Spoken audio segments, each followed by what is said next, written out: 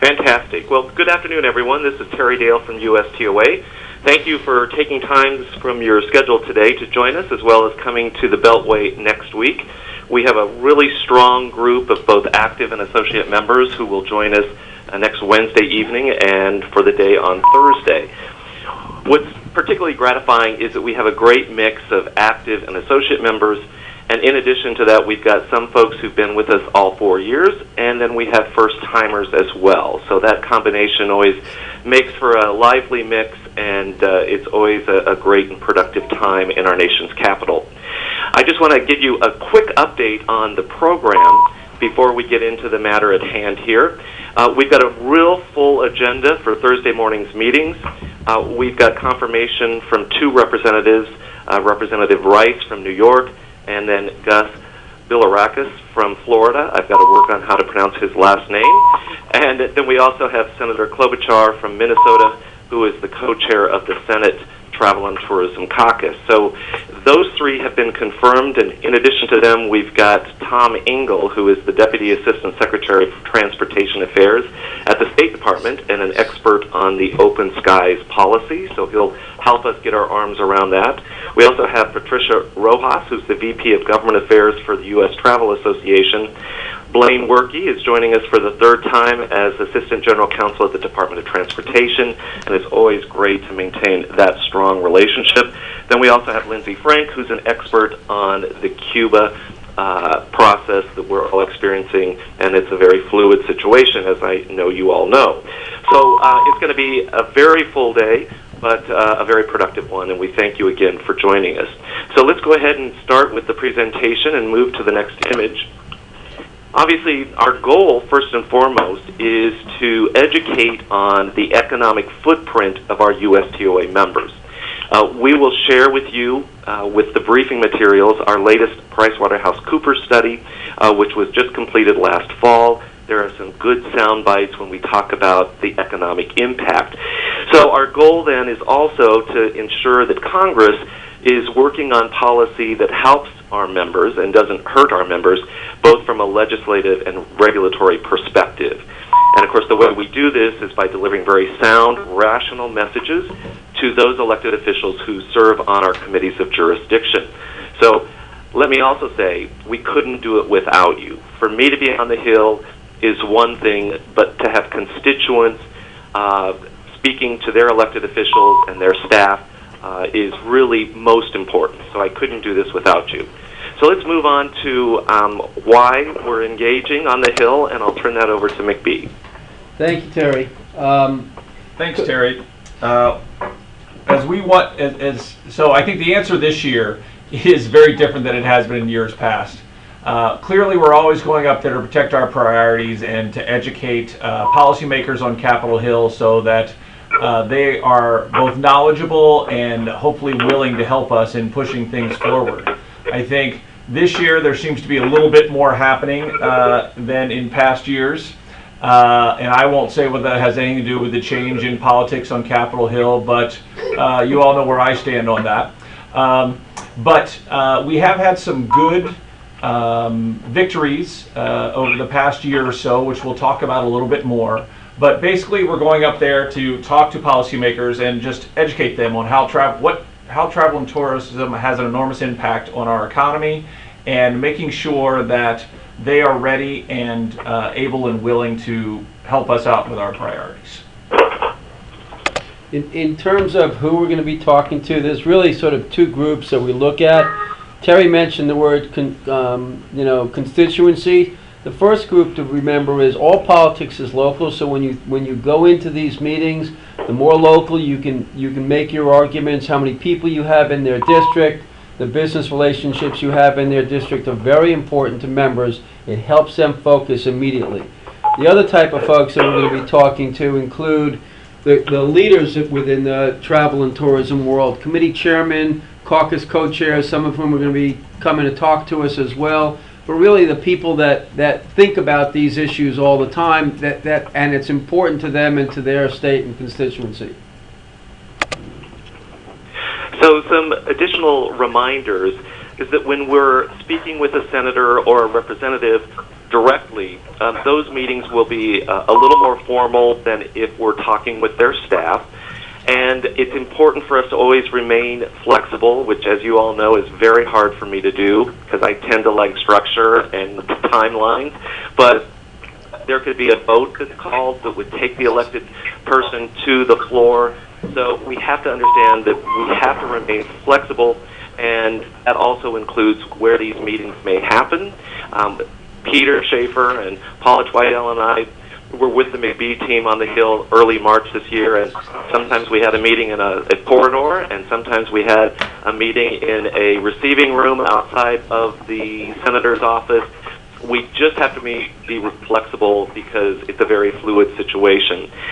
Also, we want to be concise. These meetings will go for 30 minutes or less.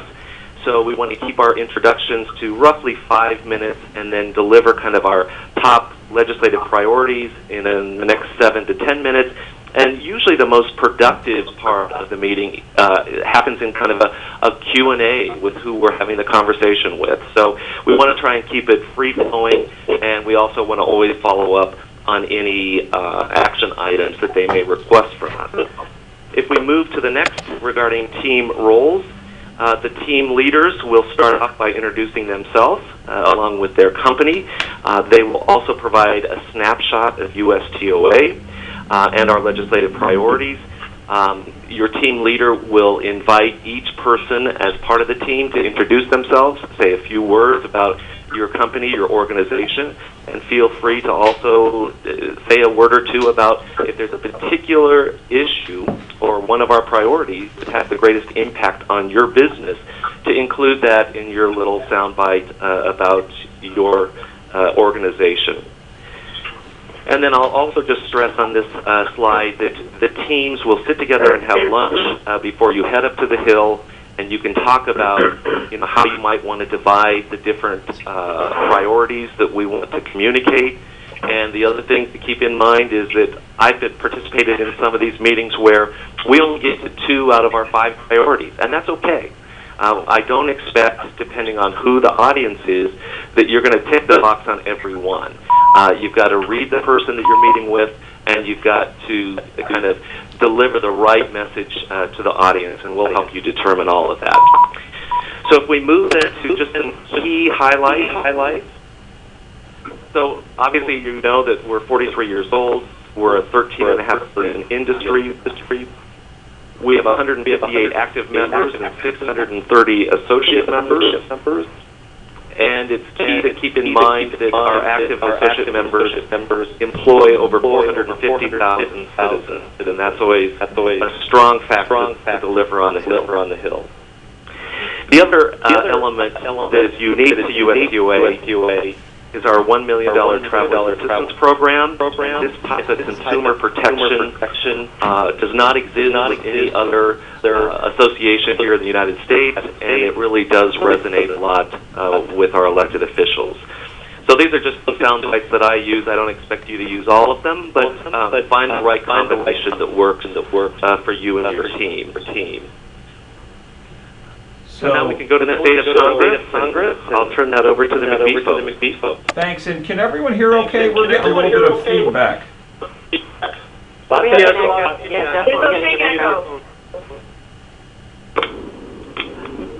Is this any better? Yes. Yes. Yeah, it was on my end, I guess. Okay. So, State of Congress, as I mentioned earlier, the Republicans now have a majority in the House and the Senate. I don't know how long that's actually going to last, but they're trying to enjoy it while they have it. There is a big focus on trying to get some bills through. However, there is a standoff on infrastructure spending. They're trying to mark up a multi-year infrastructure bill. However, there's no funding behind it, so it's unclear how that's going to work. Looming FAA reauthorization has a lot of challenges ahead of it also. That's more policy focused, but they're making great headway there. As you all are aware, the debate over Cuba policy has risen to the top over the past 3 to 4 months and continues to be a matter of significant debate up here in Congress. When you put that in the context of the fact that we are coming into a presidential election, You may have noticed that every week there seems to be another Republican who thinks he can be president or she can be president. And the Democrats are still have a smaller field, but they're trying to be competitive with each other also. So you put that with the House and Senate. The Senate is going to be up in play again, and there are lots of factors that are kind of converging over the next 18 months. We are in a period that we like to call, well, we like to be aware that anything that's going to get done will probably get done before September or October of this year. After that, it will just evolve into political grandstanding and probably some partisan gridlock. The fiscal pressures are still there, so we have to be cognizant of that.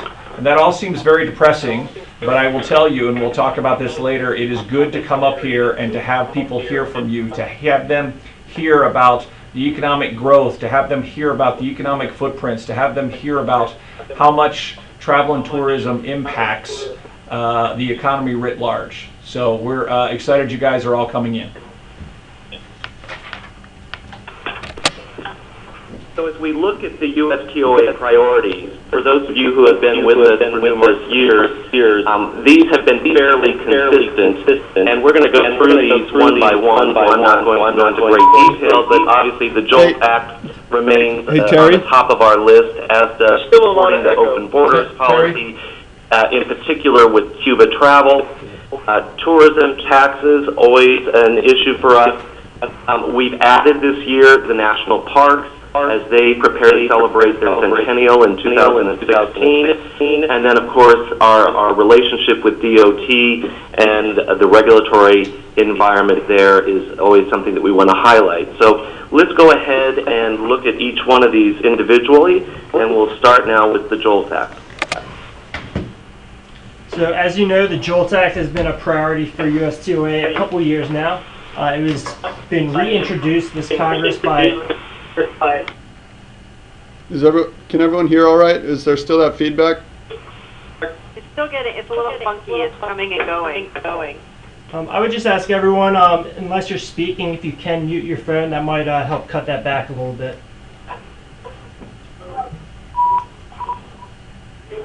So the Jolt Act has been a priority for us a couple years now. It was bogged down last Congress, unfortunately, by some security concerns that arose with the ISIS issue.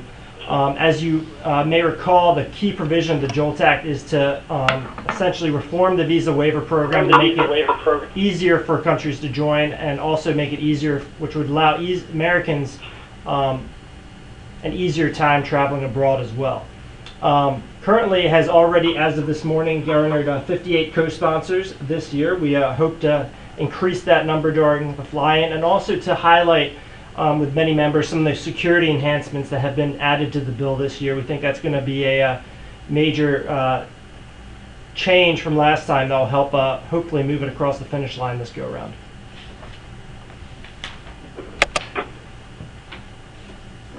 Great, and as many of you know, roughly just a week after our annual conference last year, President Obama announced his desire to normalize relations with Cuba, and so obviously that's very exciting to us and our members. So we are going to be proactive in talking about the value of opening up Cuba for U.S. travelers. There are two specific pieces of legislation that we will want to lend our support to. That's the Travel to Cuba Act, which currently has 31 co-sponsors, and then the Export to Cuba Act, which has 10 co-sponsors. On a side note, we've also invited the Minister of Tourism from Cuba to join our conference this year. This would be his first visit to the United States, so it'd be quite historic and symbolic. And our good friend Congressman Farr has assisted us with extending this invitation. I'm sure many of you saw at the end of last week that the House did vote to maintain restrictions on Americans seeking to travel. They did this through a transportation funding bill, but I guess my reaction to that is there's going to be a lot of political maneuvering and posturing on this, and so it will be a roller coaster ride. We just want to make sure that we're proactive in trying to someday get the embargo lifted, which requires an act of Congress. All right, Peter, I'll turn it over to you. Peter Schaefer. I wanted to talk about tourism taxes. So for some time now, we've been real concerned about the use of, all the state and federal and local tourism targeted taxes, targeting hotels and rental cars and other tourism related services. There's all the airport taxes. There's all the ticketing fees, and our position has been that tax policy should generally be aimed at encouraging travel. Taxes raise prices for consumers. They discourage travel as opposed to encourage travel. States see tourism-related taxes as a way to raise revenue without taxing their own residents, which incentivizes then other jurisdictions to do the same. So it's sort of a never-ending cycle of taxation, which hurts all of tour operators and all of travel and the economy, in our opinion. In addition, it's incredibly burdensome. It's inconsistent from state to state and locality to locality. So there's lots of burdens on tour operators, on all businesses in this industry. So to sum it up, our position is that all these taxes make travel less affordable, discourage travel, reduce jobs, and reduces spending, which ultimately hurts our economy. Great. Thank you very much, Peter. And now Ms. B will touch on national parks, which is a new addition to our list of priorities for 2015. Sure thing. We're excited to be pushing this issue this year. As you know, national parks are a big big monument to a lot of the good things in the U.S., and it's a natural resource that we should be preserving and that USTOA strongly supports preserving. In that vein, as you know, both the House and Senate are doing their annual appropriations bills, and we want to make sure that national parks receives the robust funding that it has in the past.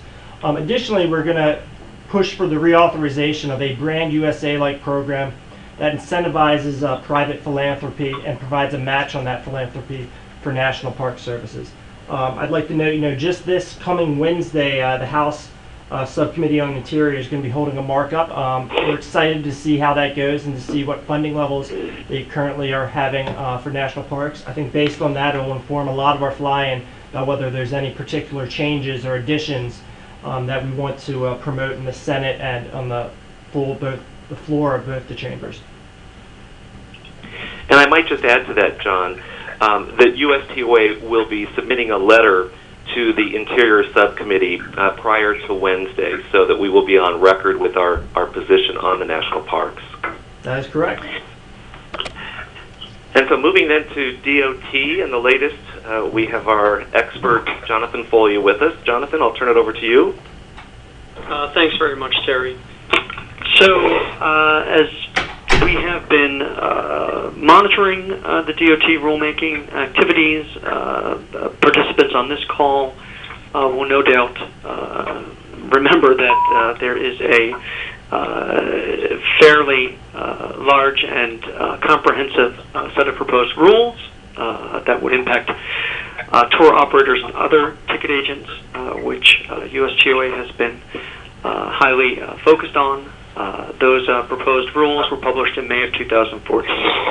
And as it stands now, following the filing of the USTOA comments, we expect a final DOT rule to be issued at the end of this year in December, although it should be emphasized, as it has been previously, that these are just projected time frames for final rules, and they often have slipped.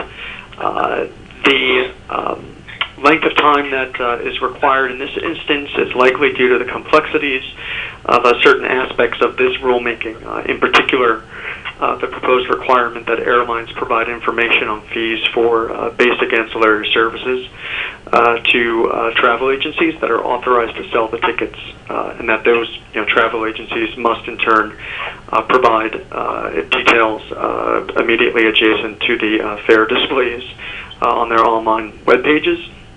That aspect in particular generated considerable objections from airlines and their trade associations.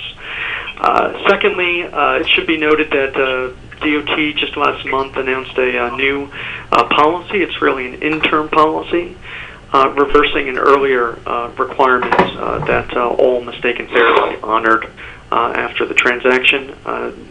there were some pretty high-profile reports that made their way into the news about absurdly low fares that were mistakenly put out there by United Airlines and other carriers, and that word of these mistaken fares would spread like wildfire on the traveler frequent discussion boards and blogs, and that folks were out there purchasing these tickets in bad faith and not under the mistaken belief that they were actually getting a good deal. However, even though DOT has said it's no longer going to enforce its prohibition against post-purchase price increases to compel sellers to honor those mistaken fares, if mistaken fare has been unintentionally put out there and the seller cancels that fare, then you're obligated to reimburse the passenger for what DOT deemed or termed all reasonable, actual, and verifiable out-of-pocket expenses that were made in reliance on the ticket. And then finally, the DOT disability accommodations, specifically the late 2013 final rule that was issued, in which DOT determined to not regulate the websites of tour operators and other ticket agents. There still is this requirement that is lurking in the background that DOT does expect tour operators and other ticket agents to comply with, and that is, if a consumer contacts your phone channel to say that he or she can't obtain a web-only discounted fare, that you have to be able to make that fare available over the phone channel. Not sure how many members are directly impacted by that, but it's important to note. And on a related issue, we have a Department of Justice website accessibility proposed rule under the Americans with Disabilities Act, which extends to travel agencies and other places of public accommodation, which is expected to be published in 2016, next year. And once it's published, that will then open up a new round of comments. There'll be a lengthy period of comments for interested parties. So I will stop there. Great. Thank you, Jonathan. And the McBee folks will talk about BrandUSA and our success story. Sure thing. So BrandUSA is a priority that USTOA has had for several years now, and last year we had a lot of success there. Towards the end of the year, we were able, with the help of many other groups and organizations, and push it through an extension of BrandUSA through 2020. And so this was something that we did a lot of groundwork on. We raised awareness and educated a lot of members during our many meetings. We've secured multiple co-sponsors for the bill. And so we were happy to see that was pushed through, and we like to take a little bit of credit for that, because we definitely laid a lot of boots on the ground to make sure members knew about it, make sure they knew it was helping people in their district, and making sure that they knew that we were paying attention. And so it's a success story right there, and we hope to have many more following this congressional caucus. And then finally, it's just kind of going back over what our key asks are going to be next week. One is co-sponsor the Jolt Act in the House, reintroduce it in the Senate. We want to continue to put some momentum behind that. We came close, but we need to kind of reinforce to folks the importance of this. Clearly, the Cuba debate, support continued reductions of travel barriers to Cuba, and sponsor HR 664 and S491. We'll give you guys some background information on this when you get here. And be vocal about opposing appropriations riders that would restrict travel. That's a easier avenue for folks to push back on reducing travel barriers. We want everyone we visit to join the Travel and Tourism Caucus. It just goes to show the size of our industry and how important it is. As Peter talked about, oppose travel and tourism targeted taxes. Jonathan talked about balanced and common sense regulations at the DOT, and then again, the new item this year is support increased funding for the National Park Service operations and infrastructure. Beautiful. Thank you, Rob. And let me just make a couple of other observations before we open it up for questions. First, I just want to reassure you that briefing materials will come out to you by the close of business on Monday. The appointment scheduling process is ongoing, so we'll have the latest when it comes to appointments, the bios of who you'll be meeting with. You'll also have message points along with the PricewaterhouseCoopers study that I referred to earlier in the webinar. So that will get to everyone by the close of business on Monday. And then the other thing I want to say, and I've grown to become more comfortable with this when doing these Hill visits, is that it's okay to say, we don't have the answer, but we'll get back to you with our recommendations. So I don't want, if you're a first-timer or you've gone to all 4 caucuses, to feel like, well, how am I going to know enough? Well, I don't know enough, and I've been doing it a long time, but we're there to establish ourselves as a credible association, and we can get them the information that they request if we don't have it for that particular meeting. So it's always okay to say, we'll get back to you, and that's not unacceptable. So with that, again, I look forward to seeing everyone next week. Thank you to the McBee team and Jonathan and Peter for joining us, and I'll open it up to questions. Hey, Terry, this is Nish. Yes, Nish. Regarding national parks, is it appropriate to let them know that many of us are offering to donate $5 a person for every time we visit a national park in 2015? Absolutely, and I think that's a very appropriate statement to make, Nish. You can say, and Mayflower is participating in that program, and as you said, I know there are quite a few other members who are as well. So it's absolutely appropriate. Okay.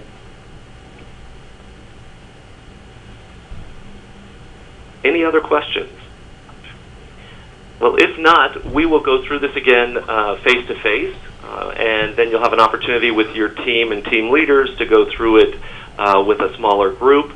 But again, this is critically important to the health and vibrancy of your association. And between what we've been able to accomplish with Cuba and Congressman Farr's support, and now with BrandUSA, I think we can expect to have more success in the future. But we couldn't do it without you. So thank you, and I look forward to seeing everyone next week. Take care.